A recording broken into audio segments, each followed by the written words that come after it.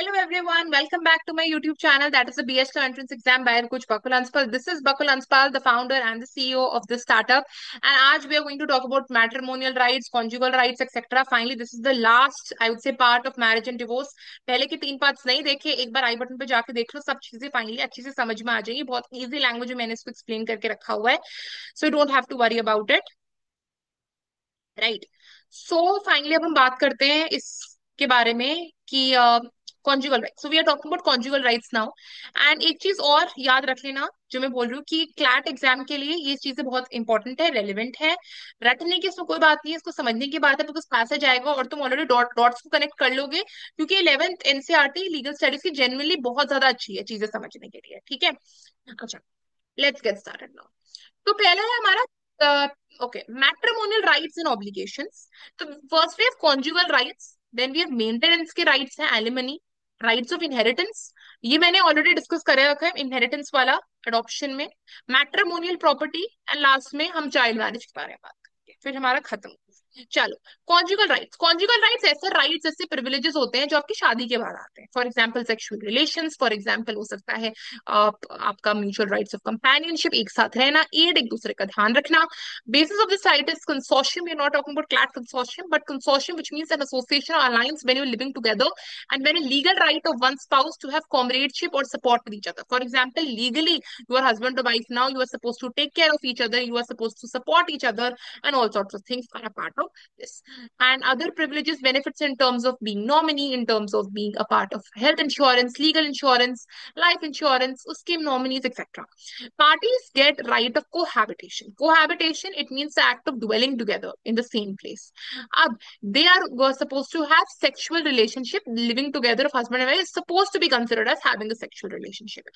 It means an emotional, physical, intimate relationship, right? Which means living together and sexual intercourse as well. And a common living place when you are there at a matrimony. Matrimony no does not necessarily mean आपका ससुराल. It could mean anywhere. It could mean even living together in a PG outside, away from your sasural.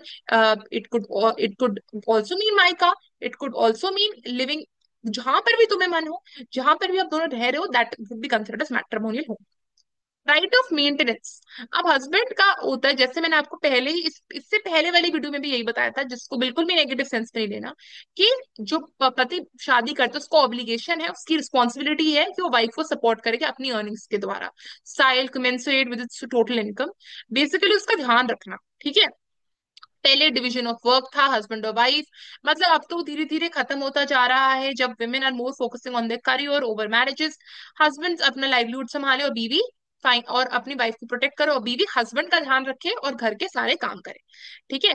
अब basically Hindu law में wife का right है maintenance. इसके बारे में मैंने बहुत पढ़ा है जनरली, कि अगर शादी आपकी हो गई, 1 घंटा भी आप एक दूसरे के साथ रह लिए, 1 घंटा ही हुआ है, 1 मिनट भी हुआ है, फिर भी wife can demand maintenance from her husband.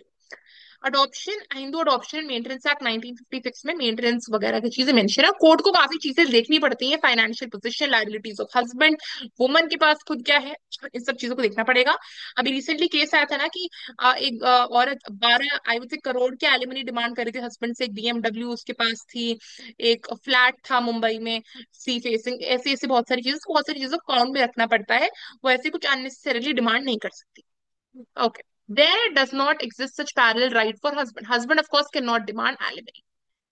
If any matrimonial dispute is brought before the court, Hindu Marriage Act provides that either husband or wife who has sufficient means can claim maintenance, pendant right, as well as permanent alimony, which is different from litigation expenses. Litigation expenses मतलब court में case file करना, court की stamp fees and all sorts of things, lawyer को पैसे देना, that is litigation expenses. But apart from that, maintenance 2 type की है. पहले है पेंडेंट लाइट एंड दूसरा है permanent alimony. Permanent alimony finally case dispose of हो गया है. मान लो फाइनली डिसाइड हुआ कि 15 लाख की एलिमनी देनी है हस्बैंड को वाइफ को. मंथली फॉर्म में वो देगा या फिर वन टाइम सारी पेमेंट कर देगा उसको. That is finally after the case is finally come to an end, after finally the litigation is come to an end. कितना पैसा फाइनली हस्बैंड देगा वाइफ को, that is going to be permanent alimony. Dependent life का मतलब होता है जब proceedings चल रही हैं फैमिली लॉ की, कि हस्बैंड और वाइफ का क्या सीन रहेगा, दोनों फाइनली क्या करेंगे, दोनों का क्या इशू चल रहा है, कितनी एलिमनी होनी चाहिए नहीं होनी चाहिए, इशू क्या था, इशू क्यों नहीं सॉल्व हो सकता, एक्सेट्रा एक्सेट्रा। उस टाइम पर husband is suppose to give some amount to her wife, his wife, ठीक है, that is going to be pendent life, ठीक है, that is during the time of litigation जो एलिमनी देनी पड़ती है, that is going to be pendent life. Fine. ऐसा देखा जाता है कि जो पेंडेंट लाइट के एलिमनी जो हस्बैंड दे रहा होता है, वाइफ अच्छे अच्छे एडवोकेट्स को हायर करती है बड़ी बड़ी एलिमनी लेने के लिए। हर जगह का डिफरेंट सीन है, केस टू केस पे डिपेंड्स इन फिक्सिंग। लेकिन यहाँ पर जैसे बोला गया कि husband can not demand alimony, देखो आपके पैसेज पर डिपेंड करता है। अगर कुछ केसेस में husband does not have any means and wife has a lot of means, husband is very poor, wife is very rich, उस केस में wife can be asked to give money to her husband. In fixing the quantum of permanent alimony, court will determine कि husband के पास कितने assets हैं, wife के कितने assets हैं, and the order will remain in force as long as the wife remains chaste and unmarried. मतलब wife की फाइनली जब शादी हो जाती है किसी दूसरे घराने में, तब हस्बैंड एलिमनी देना बंद कर सकता है, क्योंकि दूसरे हस्बैंड की रिस्पॉन्सिबिलिटी होती है। Fine. Parsi Marriage and Divorce Act 1936 also recognizes the right of husband as well as wife to claim maintenance, pendant, light, and permanent alimony. Parameter for granting is maintenance is same as that of Hindus. Simple है, पारसी और Hindus का same है under Muslim law. Finally, it protects the rights of Muslim women who have been divorced or have obtained divorce from their husbands. Failure on the part of husband to pay maintenance to wife entitles her to obtain divorce from husband. देखो यहाँ पर जो मुस्लिम law है, मुस्लिम law पहले codified बिल्कुल भी नहीं है, वो पर्सनल लॉ है अच्छे से, जैसे सबका लिए होता है, सबके कोडिफाइड है, मुस्लिम लॉ कोडिफाइड नहीं है। जो हमारा शाह बानू केस था, उस केस में मैरिज के 40 साल बाद, आई थिंक मैंने डिस्कस कर रखा है ये, उसको कुछ मेंटेनेंस मिली थी हस्बैंड से, कुछ कुछ रुपीस मिले थे, कुछ थाउजेंड्स मिले थे, कुछ पैसे थे, बस कुछ ही पैसे जिसमें कोई गुजारा नहीं हो सकता था। फाइनली वो कोर्ट का दरवाजा उसने खटखटाया, बोला कि मैंने पूरे साल काम करा है, पूरे अपनी जिंदगी काम में लगा दी हस्बैंड की सेवा करने में, फिर भी मेरे को कोई पैसे नहीं मिले। फाइनली सुप्रीम कोर्ट बीच में आता है, फाइनली ये पार्लियामेंट को डेप्यूट करता है कि आप एक्ट पास करो, एंड फाइनली मुस्लिम वुमेन के पास भी पूरा अधिकार है एलिमनी मांगने का हिंदूज की तरह, क्योंकि ये एक पर्टिकुलर चीज कोडिफाई करके रखी है, कोडिफिकेशन मतलब पार्लियामेंट के द्वारा पास करके रखी है, इंडियन गजट में मेंशन करके रखी हुई है। Indian Divorce Act of 1869 governs the maintenance rights of Christian wives. Act does not apply to any of the above categories of Hindus, Muslims and Parsis, of course, क्योंकि वो Christians के लिए है सिर्फ Indian Divorce Act.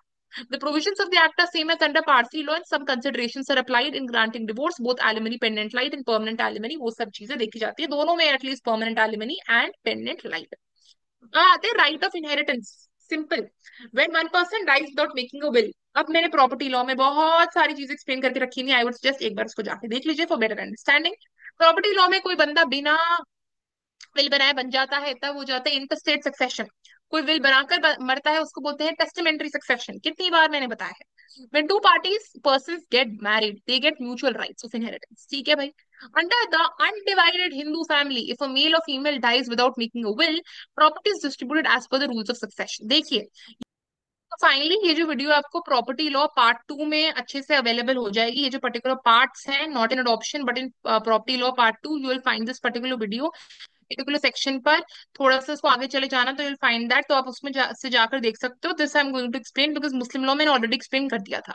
Hindu undivided family का मतलब है आपके सारे मेंबर्स ऑफ हिंदूज, आप हिंदू फैमिली है, एक पर्टिकुलर हिंदू फैमिली ले लेते हैं, उसके लीनिएज के अकॉर्डिंग उसके सारे मेंबर्स एक साथ रहते हैं, ब्लड से रिलेटेड है, वो एक साथ रह रहे हैं, that is Hindu undivided family. तो उसके उसको नाम है उसका अनडिवाइडेड हिंदू फैमिली, जिसको हम फाइनेंशियल टर्म्स में भी यूज करते हैं, बहुत सारी लीगल टर्म्स में भी यूज करते हैं। It's basically a family, just a family, ठीक है।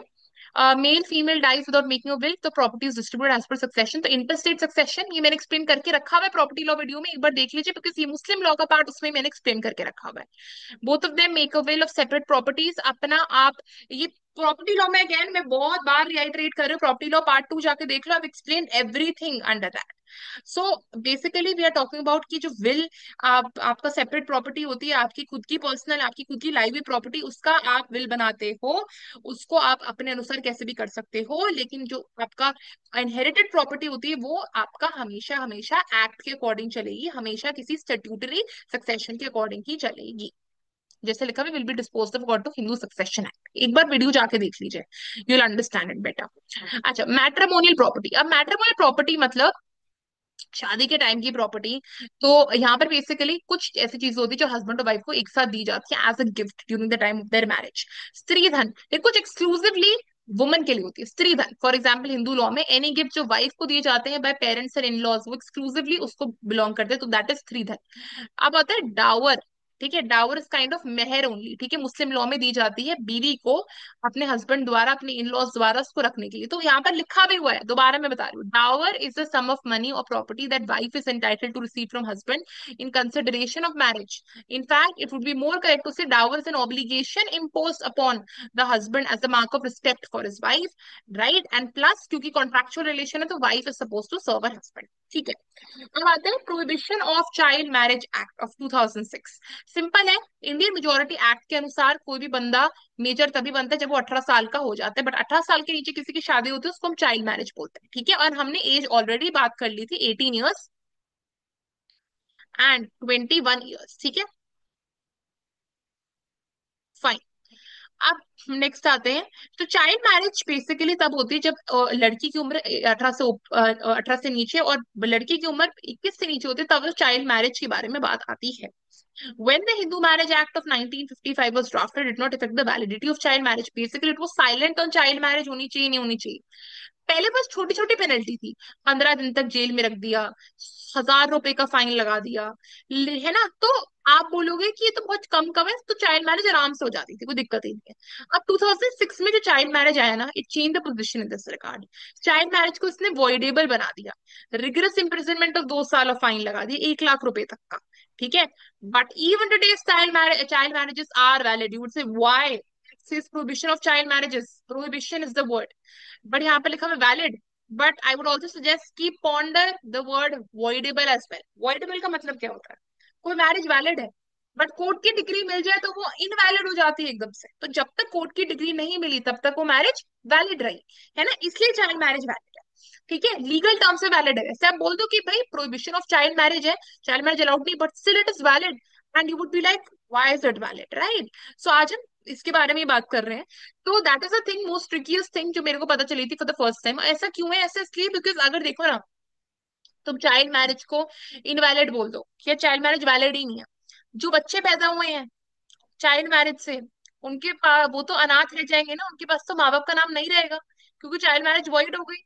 इसका मतलब वो इनफैक्ट उनके, आई वुड से शादी तो हुई नहीं माँ बाप की और बच्चे ऐसे ही हो गए, तो कैसे उनको माँ बाप का नाम मिलेगा? So that case it is still valid, but however it is not promoted at all.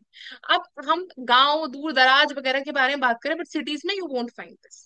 However कोई मैरिज ऑलरेडी चल रही है उधर, तो ऑफ कोर्स बहुत चीजें चलेंगी कि उस मैरिज को रोका जाए, पूरे एंड तक रोका जाए। ठीक है, Prohibition of Child Marriage 2021 proposes to increase the marriageable age of girls from 18 to 21 to bring parity.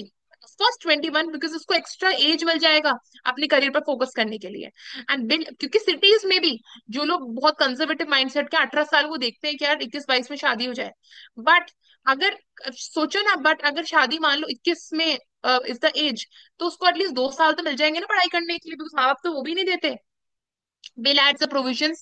Act can have an overriding effect over any other law, custom, usage or practice governing the parties to marriage. Overriding मतलब वो सारी चीजों को nullify कर दिया जाएगा, खत्म कर दिया जाएगा। जो गर्ल्स की एज को, मैरिज की एज को कम थी, मतलब गर्ल्स की मैरिज की एज 18 थी, फाइनली ओवरराइड हो जाएगा, मतलब वो चीज खत्म हो जाएगी और 21 हो जाएगी over any custom law there in the country. ठीक है, लेकिन कुछ चीजें जैसे मुस्लिम लॉज जो है वो कोडिफाइड नहीं है, वो सिंपली अलग रखे गए हैं। वहां पर 15 साल है तो 15 साल है, 15 साल is very common. Most of the time puberty की एज 15 साल ही मानी जाती है लड़की की, लेकिन प्यूबर्टी पहले अचीव हो जाए उसकी तो उसको पहले भी मैरिज को मान सकते हैं। एक्सरसाइज तो you can do the very simple and easy exercises, otherwise chapters finally over, congratulation, marriage and divorce finally over, family loss finally over, and बस फाइनली आई वुड सजेस्ट कि ऐसे पढ़ते रहो, stay tuned on my YouTube channel, जो जो videos देखते रहो, doubts वगैरह पूछते रहो, एंड